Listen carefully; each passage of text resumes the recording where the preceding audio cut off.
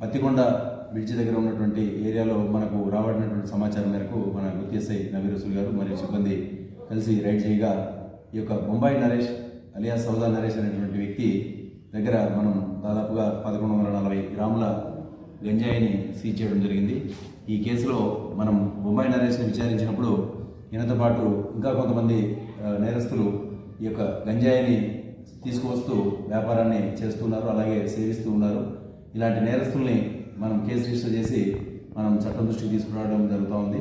ముఖ్యంగా ఈ యొక్క గంజాయిని తాగి అలవాటు చేస్తూ వ్యాపారాలు చేస్తూ డబ్బులు సంపాదించాలనేటువంటి దృక్పథంతో కొంతమంది వ్యక్తులు ప్రవర్తిస్తున్నారు. ఇట్లాంటి వాళ్ళందరికీ కూడా ముఖ్యంగా హెచ్చరిస్తూ ఉన్నాం. గంజాయి అనేది ఆరోగ్యానికి కాదు, మనుషుల యొక్క ప్రాణాలను కూడా బలికొనేటువంటి అవకాశం ఉంది. సో దయచేసి గంజాయిని అమ్మడం కానీ, పండించడం కానీ, లేదా దీన్ని సేవించడం కానీ దయచేసి చేయొద్దని చెప్పి ఈ సందర్భంగా తెలియజేస్తున్నాం. ముఖ్యంగా ఈ కేసులో పాల్గొన్నటువంటి సిబ్బందిని అందరినీ కూడా మా ఎస్ఐ గారితో పాటు అందరినీ కూడా అభినందిస్తూ ఉన్నాము.